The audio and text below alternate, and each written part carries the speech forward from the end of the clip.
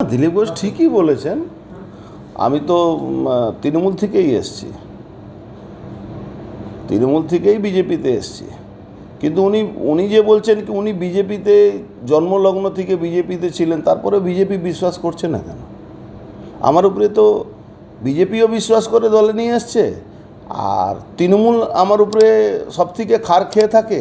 তাহলে hardcore BJP আছি, তার জন্যই তো আমার উপরে খার খেয়ে বসে আছে। আমি বিজেপি করে তৃণমূলের ক্ষতি বেশি করতে পারছি, তার জন্য তো 176টা মামলা হচ্ছে আমার উপরে। দিলীপ ঘোষের কাছে ফুলের তোড়া যাচ্ছে, মিষ্টি যাচ্ছে, ওনাকে দীঘায় নিমন্ত্রণ হচ্ছে,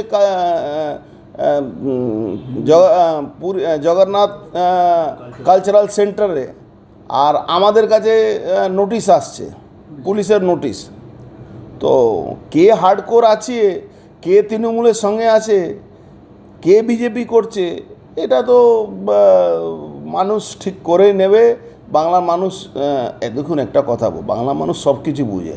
দেখুন, দিলীপ ঘোষ পার্টি তৈরি করেছে নেতা ওনাকে। দিলীপ ঘোষ কোনোদিন মানুষের নেতা নেই, নাহলে চারটের লোকে চায় চক্রে বসতেন না। উনি জননেতা কোনো দিন না। ও চারজন নিজের লোককে নিয়ে বসে চায় খাবেন আর নিজের লোককে শোনাবেন, এই চায় চক্র বসে উনি পার্টির ক্ষতি করেন। উনি বারমুডা পরে যখন কর্মীরা মার খায় তখন মাছ ধরেন, এটা পার্টির ক্ষতি হয়। উনি যেদিন থেকে মাঝে মাঝে গল্প করেন না কি আমার সময়ে আমি নাকি পশ্চিমবাংলা 18টা সিট পাই দেয়, তার মানে উনি তো অথরিটিকে চ্যালেঞ্জ করছেন। কে উনি একটা মিটিং ডাকুন তো, দিলীপ ঘোষ নাম করে কটা লোক ওনার মিটিং শুনতে যাচ্ছে। মানুষ যখন মার খাচ্ছে, তৃণমূল যখন হামলা করছে, উনি ব্যাগুন নিয়ে ছবি তুলেন।